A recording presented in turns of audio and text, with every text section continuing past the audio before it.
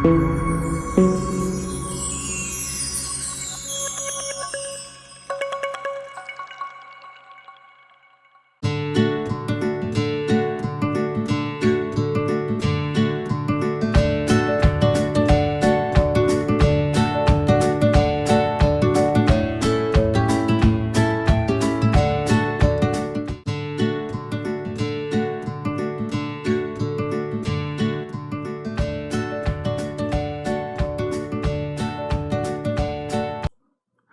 morning. This is the YouTube channel of the study and Institute for IAS.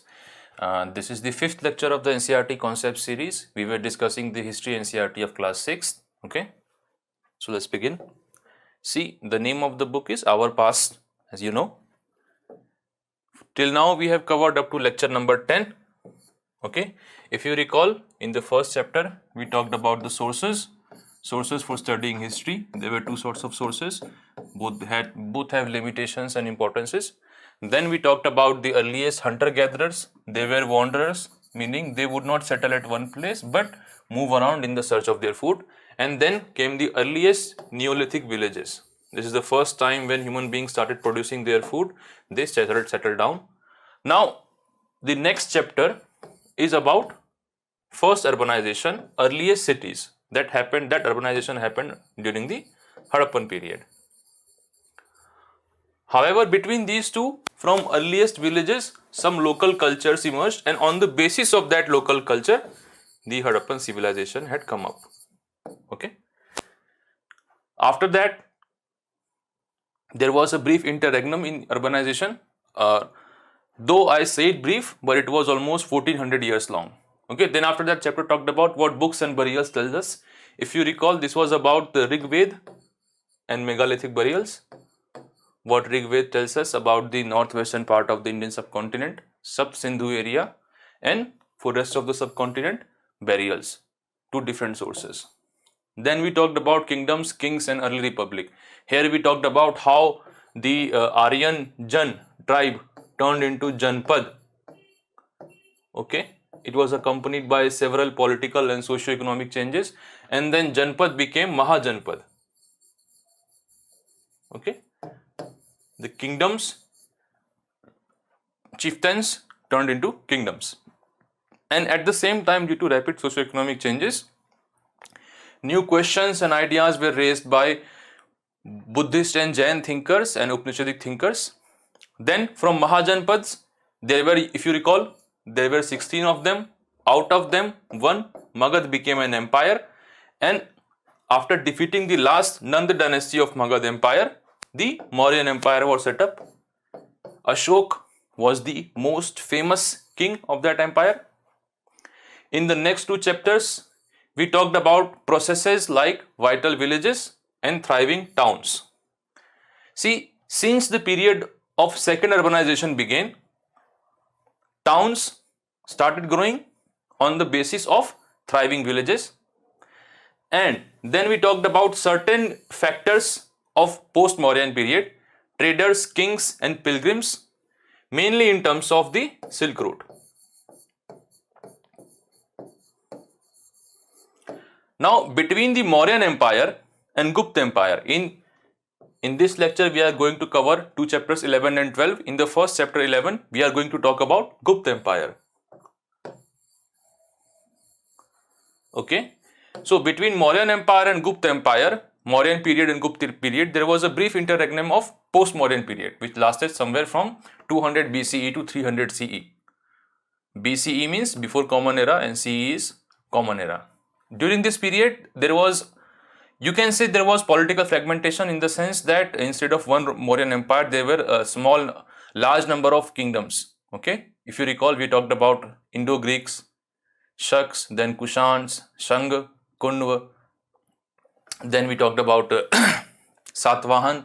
Then we talked about Movendars, Chola, Cher, Pandya. So there were a large number of kings.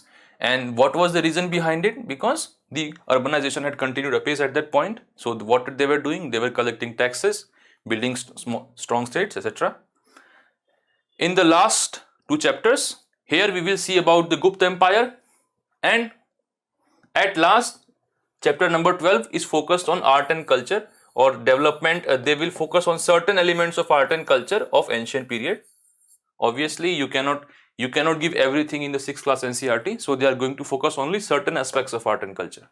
Okay. Now, new empires and kingdoms. Why new? Because if you recall, the earliest empire was Mauryan Empire, and then there was an interregnum during post-Mauryan period.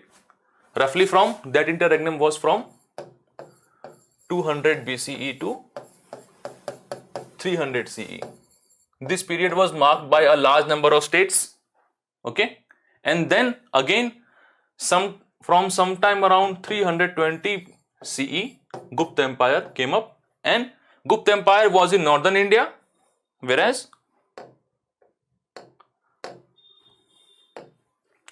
Gupta Empire was in the northern India, and then southern India we had some other empires like Chol, Pallava, Satvahan, etc. So Satvahan mostly belong to the post-Mauryan period. Okay. After political fragmentation of post-Mauryan period. See why this fragmentation happened? Because of the decline of Mauryan Empire. Okay. And it was accompanied by several socio-economic and political cultural changes that we have covered in the last lectures. Socio-economic and cultural changes. Okay. Now, again empire building activity happens. In North India, you have Gupta Empire.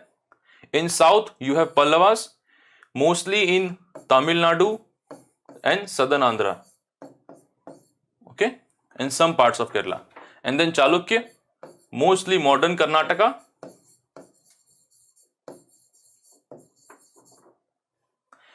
And both these empires, Pallavas and Chalukyas, constantly, competed with each other. And this feature of a Karnataka-based political order and Tamil Nadu-based political order competing with each other, it's rather ancient phenomena, and it reoccurred again and again. For example, Chalukyas were replaced by Rashtrakutas, and Pallavas were replaced by Cholas. But they kept fighting. Similarly, in medieval period, Vijayanagar Empire and Bahmani Empire kept fighting. So this is not a new feature. It continues through the ages. Okay, mainly Karnataka based, but some parts of Andhra Pradesh and Maharashtra as well.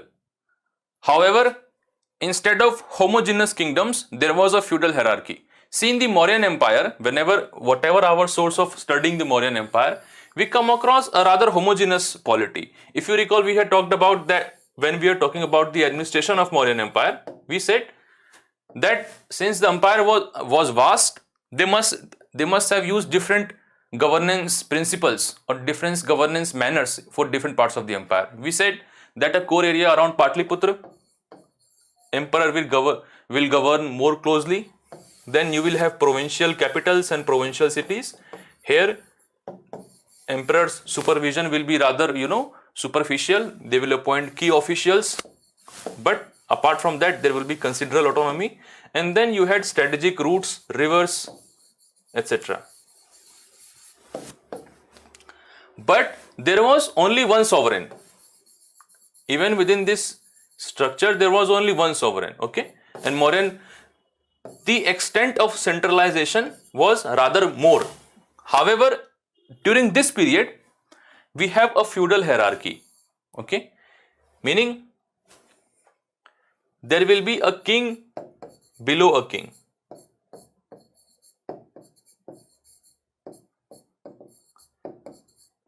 Okay, sometimes known as Samant, with different levels of political legitimacy, etc. We will talk about it later in the chapter.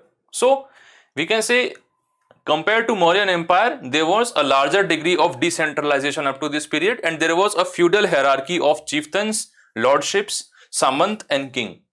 We will see how do we prove that point. Okay. See, a new type of source comes up during this period called Prashasti. You can use the word eulogy for it as well, but eulogy would be rather wrong because you write eulogy for someone when they die. Okay, so Panegyric is more proper word, but however, stick with Prashasti word. Okay, Samudragupta, also known as Napoleon of India. See, he is an ancient Indian figure, and Napoleon is a modern figure. Still, He is known as Napoleon of India rather than Napoleon being the Samudragupta of Europe. So such is the dominance of Western historiography. So Samudragupta, to briefly recap, Gupta Empire was established by the earliest king was possibly Ghatotkacha of the Gupta kingdom. The first most important king was Chandragupta Maurya, okay, then Samudragupta, and then we had Chandragupta Vikramaditya, and then several important rulers. So Samudragupta is known from a long inscription inscribed on the Ashokan pillar at Allahabad. See, this is the key word. If you recall, Ashok had erected many pillars on which he gave his message of Dhamma. There were major rock edicts, there were minor rock edicts, and there were pillar edicts. One such edict was at Allahabad, and on the same pillar, Samudragupta got his inscription inscribed as well. It was composed as a kavya, means a poem, by his court poet Hari Sen, and poem in Sanskrit.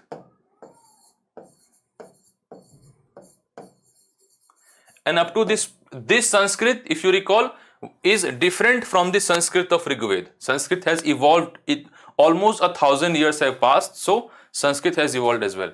It is a special kind of inscription known as Prashasti, that is in the praise of. So it praises or exalts the figure. While Prashastis were composed earlier also, such as Gautami Putra Sri Satkarni, they became far more important from the Gupta period. If you recall, we had talked about that in the Nasik caves. There is a cave in Nasik district where Gautami Putra Sri Satkarni's mother, Gautami Satkarni, got an inscription, which is our only source of knowing about Gautami Putra Sri Satkarni. So they were written earlier as well. Then you have heard about Rudradaman. Rudradaman, he was an Indo-Greek king who got the Sudarshan Lake repaired in the Kathiawar or Junag Peninsula. So he also has his Prashasti there, but they became far more important from the Gupta period. Now, to make a comparison, when Ashok inscribed, he was, if you recall, we had talked about that he was the first king to, propagate his message to the people. In his inscriptions, he calls himself at best Raja. Sometimes he refers to himself as Devanam Piyadasi, means favorite of the king, of the gods. And that's it. Apart from that, he mainly focuses on a message of Dhamma that he wants to deliver to his people. He does not boast about his personal achievements. He doesn't boast about his qualities. He does not say that how many kingdoms he has conquered. Rather, he accepts his mistake, that I shed too much blood in Kaling, which I regret, and I want to make up for that by spreading the message of Dhamma. This, on the other hand, Prashasti itself means in the praise of. Okay, in this long poem, the Emperor Samudragupta, who was the second most important ruler of Gupta period. Before him, there was Chandragupta Maurya, and then Samudragupta, and then Chandragupta Vikramaditya. So, in this Prashasti, Samudragupta praises himself a lot. How much? We will see later. And ironically, this is the only source to know about Samudragupta. His coins have been found, but on those coins, we don't have his name. See here, this is a coin called Veena type coin, because in this coin, Samudragupta is shown playing a Veena. But here we don't find his name. Here nobody. Unlike the Indo-Greek kings who used to give their name on their coins, here Samudragupta has not given his name. So think about it for a moment. What if this Allahabad pillar was lost? Okay. What if we had not found the inscription written on it? Then such an important ruler of ancient Indian history would have remained unknown to us. Okay. Because obviously memory fades. The memory of Ashok were forgotten. The memory of Samudragupta were forgotten. So this is the challenge of history writing, that for such an important ruler of Indian history, we only have one source, nothing else. If not for this source, we would not know about Samudragupta. And now think about it, what if there are other such rulers about which we have no source? Okay. So this is one challenge of history writing. Samudragupta's Prashasti. The poet praised the king in glowing terms as a warrior, as a king who won victories in the battle, who was learned and best of poets. And this coin is called Veena type of coin because in this one he is shown playing a Veena. So you see some correspondence between this Prashasti and the other types of sources like coins, etc. He is also described as equal to the gods. See, Ashok used to call himself Devanam Piyadasi, means favorite of the gods, and here the king is compared rather equal to the gods. Okay, the Prashasti was composed in long sentences. So what does it tell you? That though it was composed by his court poet Hari Sen, and how do we know? Because at the bottom of the inscription he has given his own signature. You know how modern painters make a painting and sign their name. Similarly, so when such prashastis are written, the composer of that prashasti signs his name. However, such description tells us that how king wanted his subjects to see him. Even his court poet cannot write something without getting the approval of king. Okay, he must have written a draft, have showed to the king that king, this is what I want to write about you. Then king must have said, no, I want this word to be changed, or I want this sentence written in this manner. There must have been several rounds of drafting and redrafting. So it tells you how the king wanted his subjects to see him. And the most striking one is equal to the god. So see how earlier Ashok, who ruled over a more centralized polity, is simply known as a Raja. That's it. There was a question in 2019 prelims that in which inscription Ashok is called as Ranyo Ashok, which means simply King Ashok. That's all. And now the king is being referred to as Maharaja Dhiraj. The earliest Gupta king used to call themselves Raja. Chandragupta Maurya called himself Maharaja. Okay, and up to this point, they are even using the title Maharaja Dhiraj. So this is how king, you are saying on the one hand the administration is getting decentralized, the feudal elements are raising their head, but on the other hand king is exalting himself. So often historians point out to this contradiction, that if king is praising himself too much, using very pompous titles, okay, describing his victories and his attributes in way too much detail, that what it actually shows that in real terms his power is actually declining. So he's boasting about himself. Someone who actually has a lot of power is rather humble. So this is the comparison here. Also, these prashastis can be useful in constructing the genealogy of a king, that who his father was, who Samudragupta writes that his father was Chandragupta Maurya, and he figures in the genealogy of his son Chandragupta Vikramaditya. So in this way, prashastis can be used to construct political history, and they in a way give us hints about the kind of, you can say, concept of kingship, that how kings wanted their subjects to see themselves, how kings wanted to legitimize their power, etc. You can imagine other ways in which a prashasti can be used as a source of history.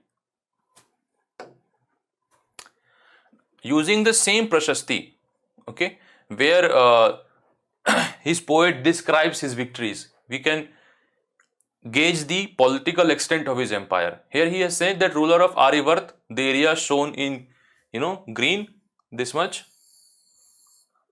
Here there were 9 rulers who were uprooted, their kingdoms were made a part of Samudragupta's empire. See, in such a small area there were 9 rulers.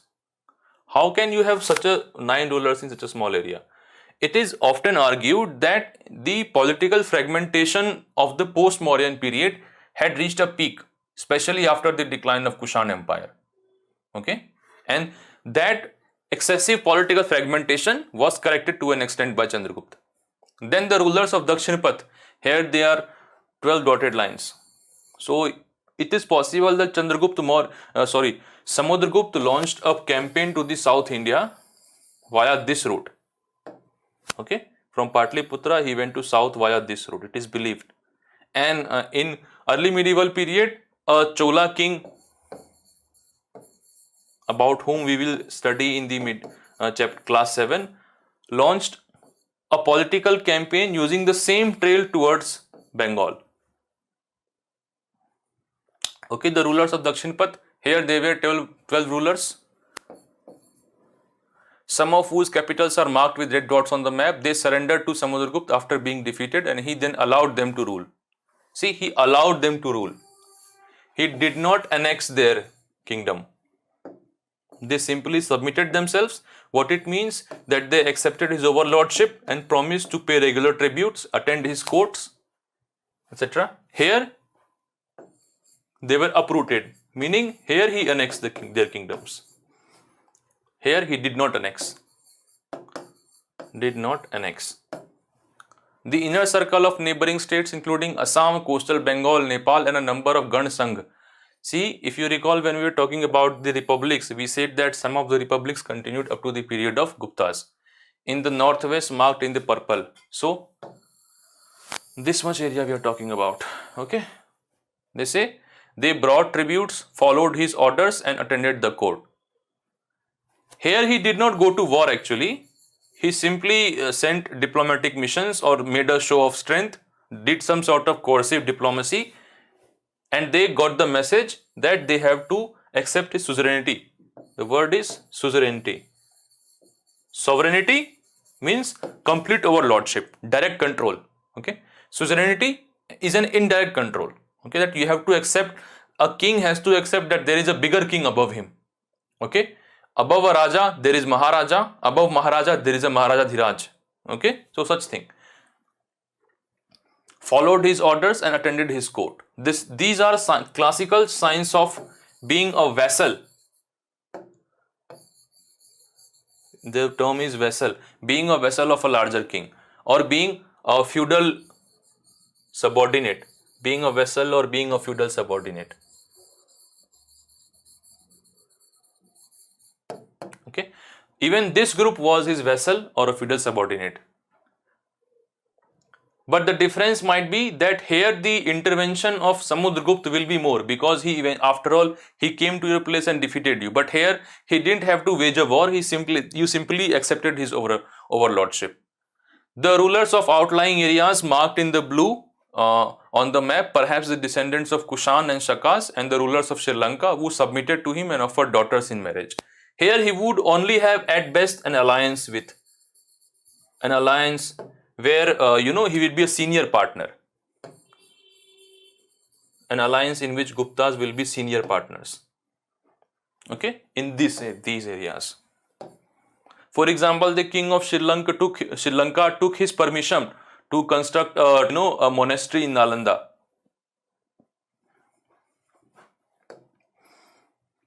Okay, after Samudragupta, there were a few more kings. Chandragupta Vikramaditya, who conquered Gujarat. Then there were some more kings like Skandagupta, Kumargupta, etc. Some of them fought important battles against the Huns, we can say, Hun. But eventually, the Gupta Empire declined, and again there was political fragmentation. And out of that fragmented political landscape emerged the Harshvardhan's empire, though a short-lived one. It was a short-lived empire. Okay. Sources for the Gupta rulers are inscriptions and coins. One coin we saw, Veena type of coin. Then there is a type of coin called Kumar Devi type of coin. When Chandragupta Vikramaditya conquered Gujarat, he issued a lot of silver coins. So coins are a good source to know about Gupta kings. Gupta kings were they issued the highest quality gold coins. And this is the reason why this period is often called the golden period. Apart from the proliferation of classical literature. Harshvardhan and Harshcharitra. We say the sources for Gupta rulers were inscriptions, coins, etc. But for Harshvardhan, Banbhat wrote the Harshcharitra, his biography, in Sanskrit. Banbhat was his court poet. It gives us genealogy of Harsh and ends with his becoming king. And then there was a Chinese Buddhist pilgrim or traveler, Xuanzang.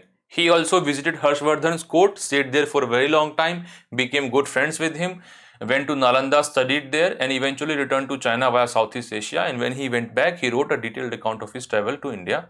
And his account is also a very good source to study the period of Harshvardhan. So, what is his story? The story is that he became the king of Thanesar after both his father and elder brother died. See, he was not supposed to become the king, but his father and elder brother died, so he became king.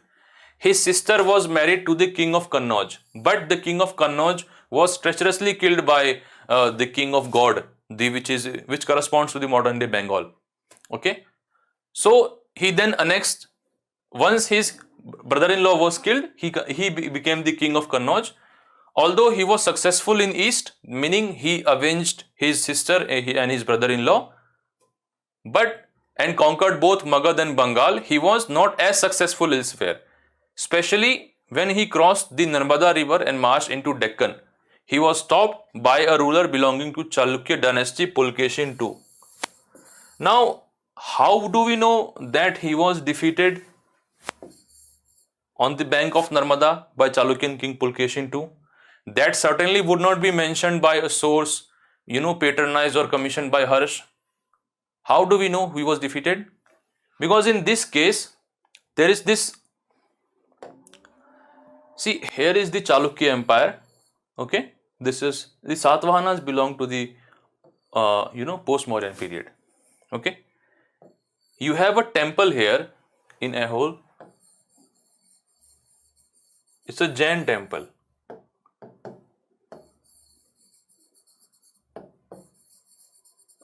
And on the outside wall of Jain temple, we have a Prashasti by Ravi Kirti. Okay, Ravi Kirti has written a Prashasti to commemorate his lord Pulkeshin II.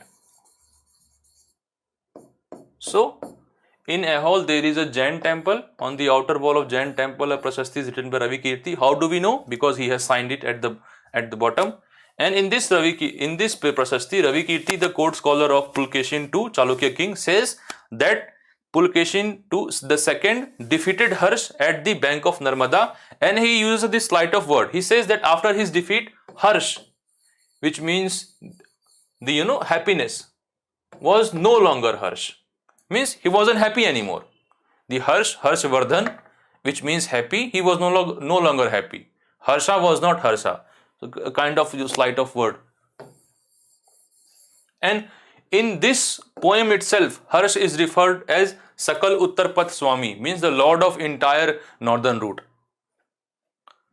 So he's kind of emphasizing that, look, my boss or my king defeated a king who was Sakal Uttarpath Swami. And the lord of entire northern route, my king defeated that king. As we had said that apart from Chalukyas, another important kingdom was Pallavas, and Kanchipuram was their capital. They too constantly fought each other. One of the Pallava king was called Badami Konda. That means this Aihole, Badami, Pattadakal are important cities of Chalukyas.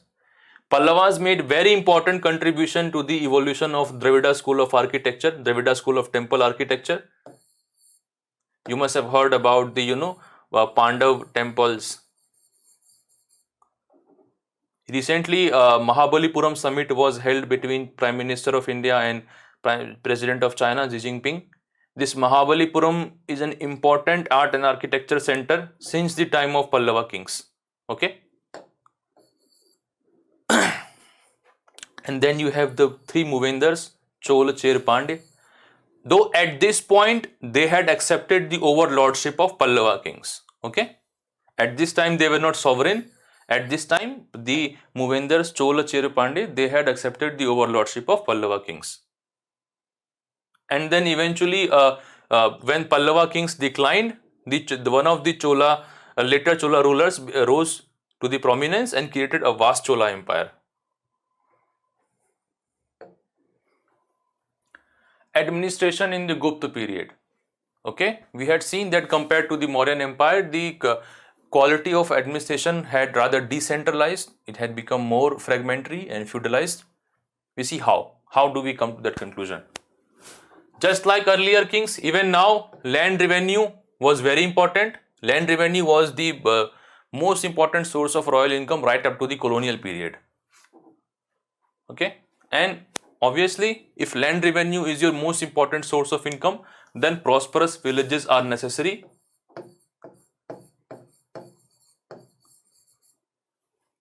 Kings sought to win the support of powerful men. And how did they do that? We get some evidences. For example, Hari Sen, the court scholar or court poet of Samudragupta, had inherited the office of Mahadandanayak from his father. Now, in democracies, if a current law minister is the son of a former law minister, who was son of former law minister or some other minister, doesn't it tell you that this particular law minister is a powerful man in that country, in that kingdom? So it is, assumed that maybe this was a very powerful, politically and militarily connected family, and king tried to placate it or rather appropriate them in the administrative structure. Similarly, one person held multiple positions. The same Hari Sen who has written the Allahabad Prashasti, he was both Mahadandanayak and Sandhi Vigrahak, roughly corresponds to the foreign minister. This roughly corresponds to the foreign minister. This chief judicial officer, Mahadandanayak means chief judicial officer. Okay. Also, corporatism at the local level of administration, meaning Nagar Sreshti, the chief banker, Sarthavaha, the leader of the Karma, Pratham Kulika, the chief craft person, and Kayas, the scribe, they were represented in the municipal administration of an area. Okay. So, the local interest group were represented in the local level administration, in the municipal administration, in the cities. Whereas if you recall in Mauryan Empire, the municipal administration was controlled by the royalty, that they would appoint officials that will look after the municipal administration. But here the local corporate element was incorporated into the administration. Obviously these arrangements were expedient for the time, but they were inevitably harmful, because if a local element becomes powerful, or a feudatory like who is holder of multiple offices or who has inherited offices, so eventually someone will become powerful and overthrow his king. For example, here we had seen that Pallavas, who were overlord of Cholas, were eventually overthrown by one of the Chola king, who became, once he became sufficiently powerful and his overlord became sufficiently weak, he overthrew his king. Similarly, the Chalukyas were replaced by Rashtrakutas. And these Rashtrakutas were also once the feudatories of Pallavas. And Rashtrakutas were replaced by Parmaras, who were their feudatory. So, incorporating the powerful and feudal elements into your administration was expedient for the time being, but eventually it would be harmful. It was rather destabilizing for the empire. Feudalization of state power. See, state power mainly comes from army, a coercive power. Okay, it's a coercive power. Now, if in all the coercive power, for example, in modern times, the state has absolute monopoly over coercive power. Okay, army, air force, navy, police, paramilitary, laws, everything, technology, cyber security, everything is in the hand of state. But in the bygone era, state did not have such, absolute monopoly over coercive power.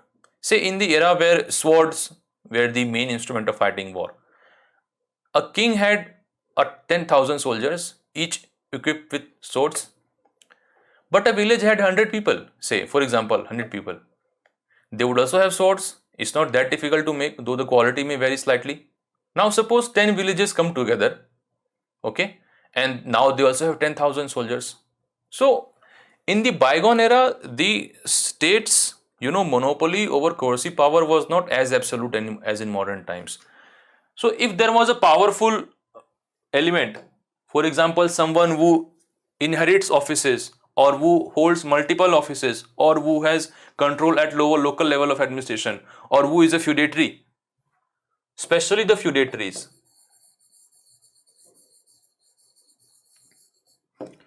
How they came up? As a result of political fragmentation, especially from the time of post-Mauryan Empire.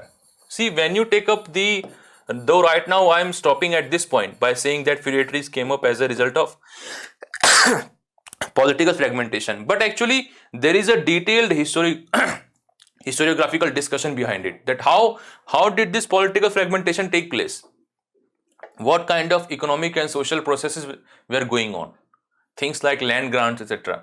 So when you take up optional subject, there you will study that exactly how this feudalization had happened. So here we are saying that some of these kings maintained a well organized army with elephants, chariots, cavalry and foot soldiers. Besides them, there were military leaders who provided the king with troops whenever he needed them. They were not paid regular salaries but received grants of land. They collected revenue from this land and used it to maintain their own army. See, here we had seen, here we had seen that this third one, that they brought tributes.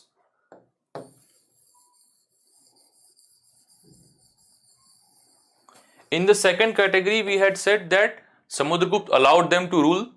He did not annex them, so they became his subordinate. If Samudragupta has to go on another military expedition, now they are obliged to send their army in his support.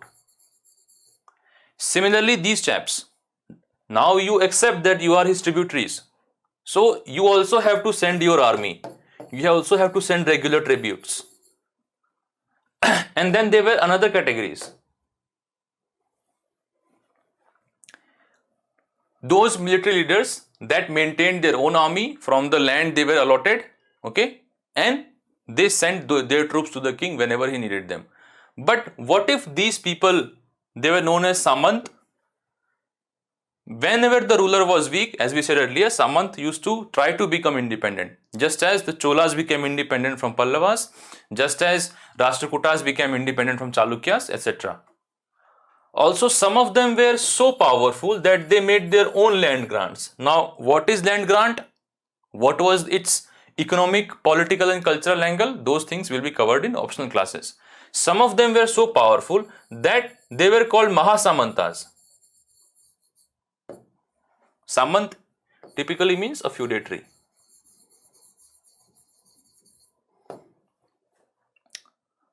So this was the feudalization. And the key thing to remember here is that the coercive power of state was now widely diffused. Not only kings, but even their subordinates had sufficient power, and whenever the kings became weak, their subordinates would easily overthrow them. Here, grassroots democracy.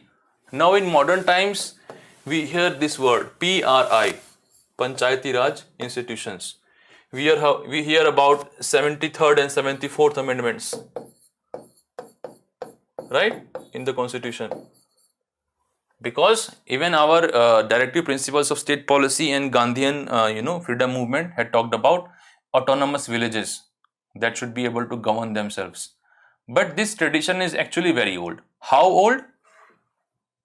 The inscription of Pallavas mentioned a number of local assemblies, the Sabha and Ur. Actually, there is this place Uttar Merur, which is close to Kanchipuram.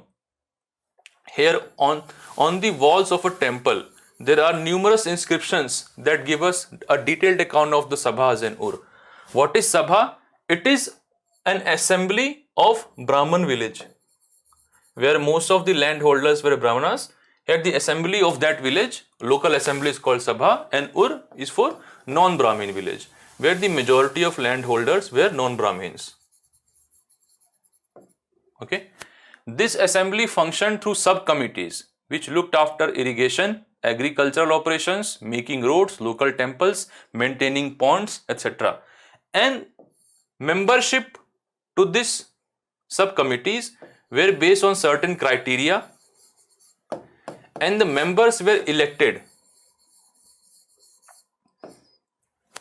though these were not full democracies, all right, just as we talked about the republics of Mahajanpad period, that they were not actually republics, they were oligarchies. So similarly, these are not full republics. Not everybody can stand for elections and not everybody can vote. There are numerous disqualifications. Still, given their time and age, this is a considerable innovation, and these institutions continued for a very long time.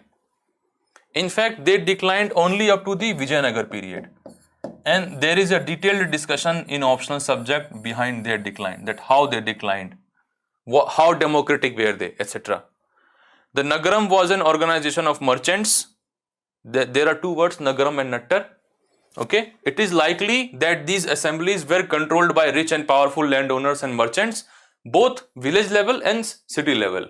Okay, many of these local assemblies continued to function for centuries, and they fully declined only up to the Vijayanagar period, which is obviously in the medieval period. Okay, they were contemporary of the Delhi Sultanates.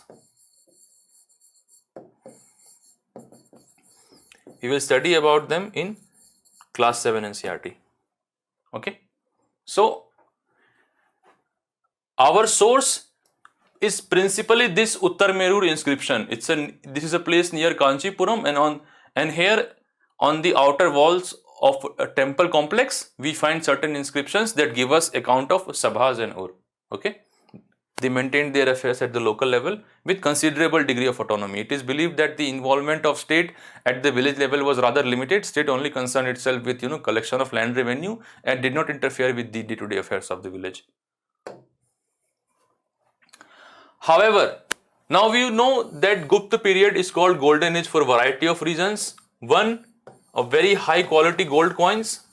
Two, the development of classical Sanskrit literature, which gives a picture of, which gives a very rosy picture, of urban life, of prosperity, of material prosperity, of growth, etc.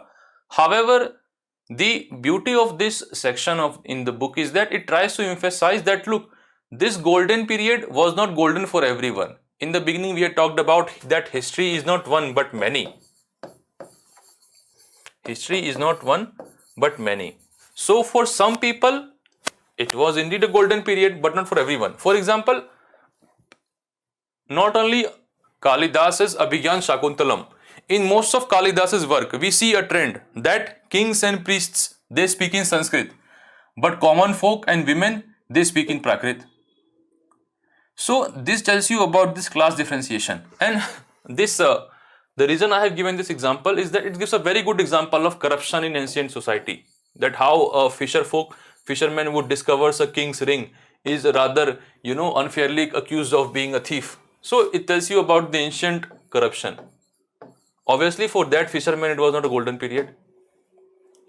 Also, Fayan's description of plight of untouchables. He says he was a Chinese traveler who came to India via Central Asian plank of Silk route, and went back via the same route. He came India during the time of Gupta period, and he gives an account of how pathetic the social condition of untouchables was. That once they not only lived outside the cities, they lived among scavengers, and whenever they came inside the city, they had to beat a certain instrument, so that the sound will alert the city dwellers that okay, untouchables are coming and we should not go near them, so that their touch doesn't make us impure. So obviously not a golden age for untouchables. And Bana Bhatt's vivid picture of king on the march, he gives a very good picture of how large king's armies were, what they looked like, but wherever they went, they left a trail of destruction. I mean, they will levy so much tribute from the local villagers, that you have to supply us ghee, you have to supply us fodder, you have to supply us grain, etc. So suppose a king's army is marching through your village, and now you are ordered to give all such tributes. So much so that you have nothing left to fend for yourself. So even here, that golden age was golden, but only on certain dimensions. It was not a there is always this human tendency to think that the era bygone was the better than the current one. But actually, this is just this fallacy of thinking that what has gone by was better. the thing that was a golden period was golden only to an extent. The last chapter essentially talks about the art and culture, and even in art and culture, only some aspects of art and culture produced during the ancient period. Okay, in terms of buildings, paintings, and books. And look, no matter how you criticize, how much you criticize the NCRT, that they, especially the history NCRT, that they cover certain portions and they don't cover certain portions, and we are mostly speaking from the perspective of adult and mature person. But these books are written for children. You cannot overburden them with each bit of information. And how inclusive NCRT tries to be, that on the section that talks about buildings, it starts with a handicapped child, a very young child, and they says that how he is being, his wheelchair is being rolled on the ramparts of Mehrauli archaeological complex. So this tells you that how they want the children to think, how they want them to think about society in an inclusive way, that not only their caste, their religion, their language is India. India is much big. Throughout the NCRT, they have mentioned children from different regions of the country with names that sound different than the mainstream. They look different than the mainstream. So they try to incorporate an inclusive spirit among the children. Okay, and for these efforts, you have to rather admire the NCRT. See, first example in the book is given of Mehrauli Iron Pillar. It's in Delhi in the Mehrauli archaeological complex, very close to Qutub Minar. Though obviously Qutub Minar came up much later.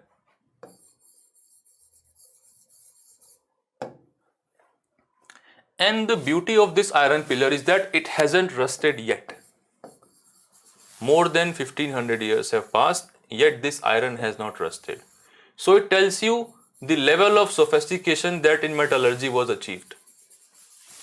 However, this cannot be a standalone event. There must have been previous developments. Whenever a society reaches a level of technological sophistication, there is a journey to it. So you always have to remember that art that has survived is based on the art that hasn't. Okay, Mehrauli iron pillar must be the product of a very long journey of lot of effort and hard work and creativity in metallurgy. So such things you have to remember. Whenever you see a grand temple, you must understand that before this grand temples, there must have been numerous temples that don't survive yet. Okay, those don't survive now, not yet. They don't survive now because suppose something starts with wooden architecture, then goes through stone, then brick. So this is the journey of art. Evolution, it talks about stupas, temples, paintings, and in next it talks about the books. Now, since it is written for 6th class students, so they have not given much detail about the evolution of stupa architecture. Needless to say, the evolution of architecture is closely linked to the political and religious development. Architecture will develop under the aegis of royal patronage and popular patronage. If you recall, then we had talked about that in the case of Buddhism, patronage was given not only about the kings and queens but by common folks as well.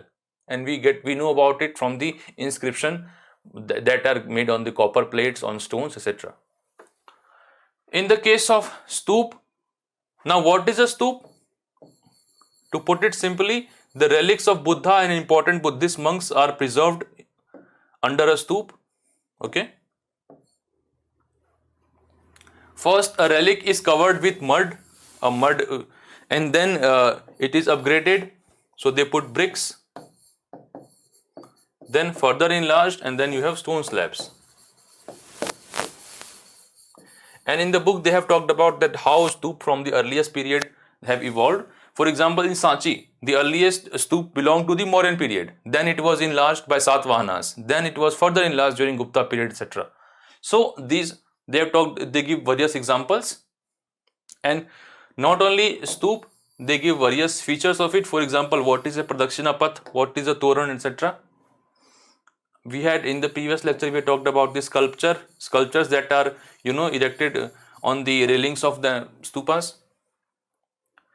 Then they talk about temples. Same, the temple cult evolved with bhakti that we had talked about in the previous lecture.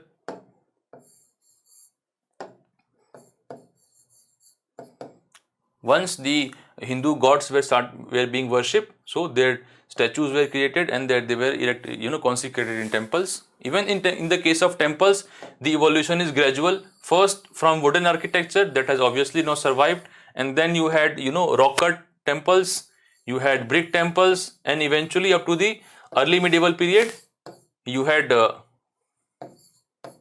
what you call structural.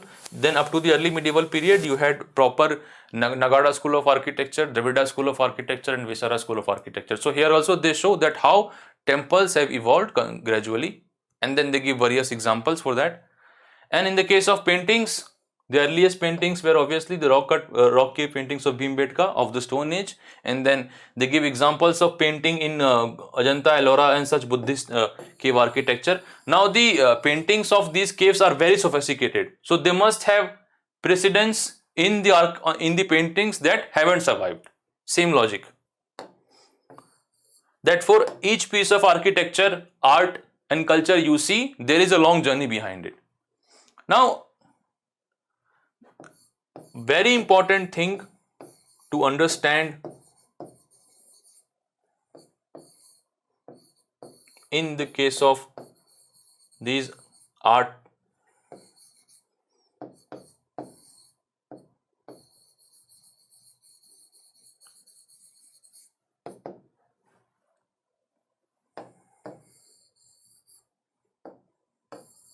these are some of the important features that we should understand. That A, what was the themes? B, how has a particular type of architecture or art has evolved, and who patronized it? Okay.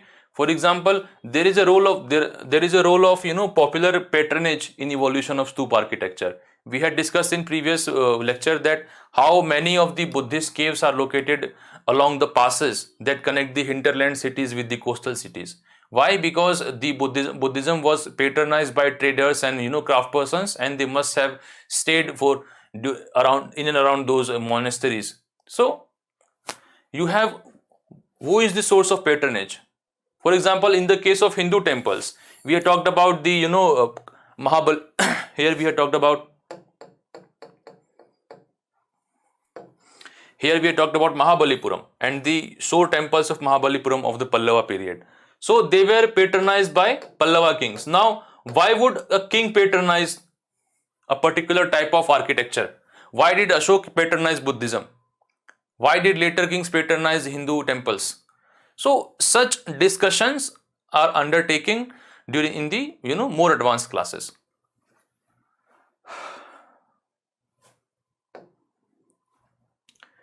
Then we talk about Puranas. A number of Hindu religious stories that were in circulation earlier were written down around the same time in the form of Purans.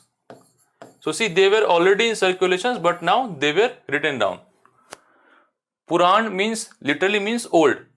Here what they are saying, that these stories are so old that they are almost eternal, as long as the memory goes.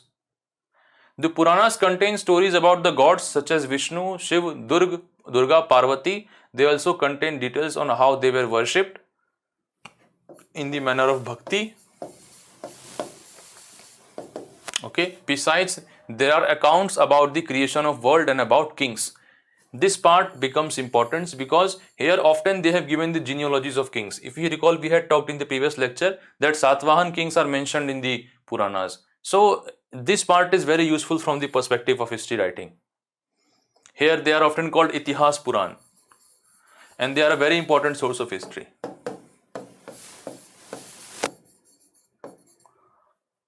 The Puranas were written in simple Sanskrit verse and were meant to be heard by everybody. See the element of bhakti here. Social inclusion, including women and Sudras who were not allowed to study the Vedas. They were probably recited in temples by priests, and common people came to listen to them. See, if you recall, in the Vedic religion, sacrifice was most important. It is not that Vedic religion had no god. No, there were gods, but the manner to worship them was through sacrifice. Okay, not worshipping their images. But in bhakti, the emphasis was on worshipping a particular god through prayers, fast, visiting temples, going on pilgrimage, etc. So, once the concept of bhakti picked up, they were backed up in the literary tradition by Puranas and in archaeology by temples. So, temples were consecrated for particular gods and goddesses, and Puranas were written after particular gods and goddesses. You have Puranas written after, there are some Purans that mention more than one gods, and then there are some that are dedicated to particular gods. So, these, literary, archaeological, and historical, political trends are connected to each other. Books.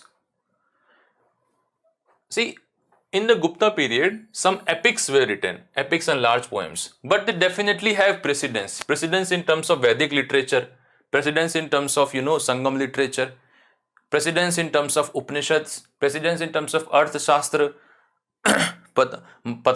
grammar books like Tolkappiyam. So, then you have Panini's Ashtadhyayi, a grammar book written in Mahajanpad period. Then you have many of the Smritikaras, then you have Vedang, then you have, Ayurveda, etc. So, there is a long precedence of writing. However, up to the Gupta period, the emphasis was on epics. The one epic it talks about is Shilpadikaram. It was composed by Elango around 200 CE. What is the story? That a merchant named Kovalan from Puhar.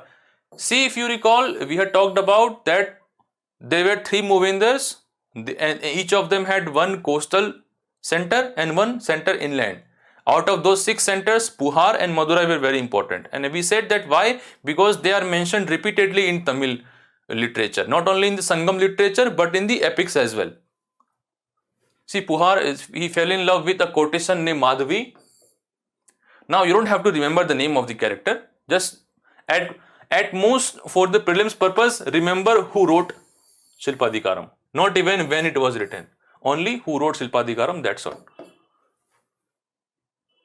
Later, he and Kannagi left Puhar and went to Madurai, where he was wrongly accused of theft by court jeweler of the Pandya king. The king sentenced Kovalan to death, and Kannagi, who still loved him, was full of grief and anger at this injustice and destroyed the entire city of Madurai. Now, it is a story, an epic. An epic is a very long poem.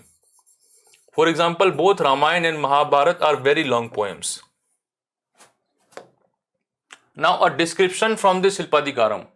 Here is how the poet describes Kannagi's grief. Okay? And at the end, it says, is there no God? Can there be a God in a land where the sword of the king is used for murder of innocents? So, what it is talking about is that the poet's sense of justice. Now, when Mr. Elango wrote Shilpadikaram, he must have a sense of moral order. That how a society, what should be the moral order in a society, what justice looks like, what fairness looks like, how political authority should be exercised, how common people should be treated, how husband and wife should treat each other. See, here Kovalan was, unfaithful to Kannagi, yet she is so much in love with him. So what it tells you that this is the imagination of poet. In Prashasti, we saw that how king wants his subjects to see him. Okay, there is a projection of kingship and a concept of kingship. In such epics that talk about the lives of common people, here poet is showing that how he views that what kind of moral order he sees that society should adopt. How justice, how king should wield his political power, how he should give justice. So this is how we construct history from which are essentially literary works. These are works of literature, but using them we construct history. And just as we have movies part 1, part 2, even Shilpadikaram has part 2 called Mani Mekalai. It was written by Satanar much later. This describes the story of daughter of Kovalan and Madhavi. These beautiful compositions were lost to scholars for many centuries till their manuscripts were rediscovered about 100 years ago. Similarly, both Ramayana and Mahabharata are also epics. Now, the book has given the story of Ramayana and Mahabharata because it is talking to the 6th standard students, but you already know what is the story. And apart from Kalidas, there were many poets like Bhairavi and Dandin that wrote in classical Sanskrit. They have written dramas, they have written long poems, etc. And what about the stories of ordinary people? So there are Jatak stories. We had said that Buddhism has Tripitak, Sutta Pitak, Vinay Pitak, Abhidhamma Pitak. In Sutta Pitak, we have 5 Nikayas: Digha Nikaya, Majjhima Nikaya, Khuddika Nikaya, Anguttara Nikaya, and Samyukta Nikaya. And in Khuddika Nikaya, there are Jataka stories. Though they talk about the previous lives of Buddha, but what they have actually done, just as Puranas have compiled, orally transmitted stories, similarly, they have also compiled the orally transmitted stories and given and, incorporated the Buddhist messages. So, similarly, Panchatantra, written by Vishnu Sharma. In fact, the good thing about Panchatantra is that the stories of Panchatantra are written, in an allegorical form. Often they have animals as their protagonist. And what they do, they give moral lessons through the stories of common folks.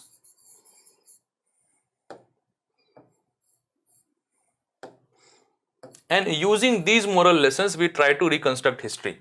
In fact, Panchatantra became so famous that it was first translated into Arabic during medieval period, and from that version, when that version went to Europe, they developed Aesop's fable. It is widely believed that these Aesop's fables are based on Panchatantra. Also, Jatak stories are sculpted on the railings of stupas and paintings. Paintings of this Ajanta and Ellora. Often they are made on the theme of, here we had said that their theme is important.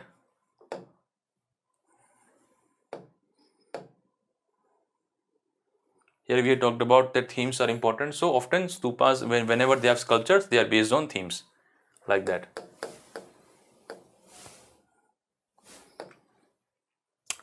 This is a sculpture on a railing about a story of a monkey king from Jatak story.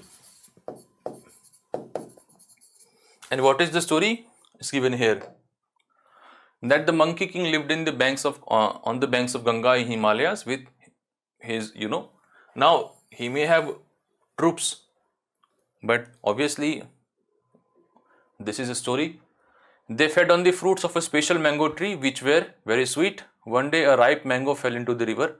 See, you can read the story on your own and you can derive your own moral message. What you should try to understand that how they want to construct the history on the basis of it. And this story, a sculpture is made on the basis of the story of Monkey King on one of the railings of Bharhut Stupa. This is in MP, Madhya Pradesh, Bharhut Stupa. Okay. And at last they talk about the sciences. Again here you have precedences. For example, when Arthashastra was written in modern period, even Arthashastra says that it is based on the previous scholarship and treatises on political science and statesmanship. Similarly, whenever you see a good work on science or architecture, you must remember there must have been many precedences. Aryabhat, a mathematician and astronomer, wrote the Aryabhatiam. He stated that day and night were caused by rotation of Earth on its axis. He gave a scientific explanation for eclipses. He found a way of calculating the circumference of a circle. Varah Mihir, he wrote, Panchasiddhant, and Brahmagupt, Bhaskaracharya were some other mathematicians and astronomers who made several discoveries. And a lot of their work was translated into Arabic, and via that it went to Europe as well. Two practitioners of Ayurveda, Charak and Sushrut. Now you remember Charak wrote Charak Samhita, it's on medicine. Sushrut wrote Sushrut Samhita, it is on surgery. And invention of the symbol of zero also took place at this period. So this is the end of lecture 5 and this is the end of the history and NCERT of class 6. In the next lectures we will start studying the history of class 7, which is mainly focused on the medieval India. Okay, thank you.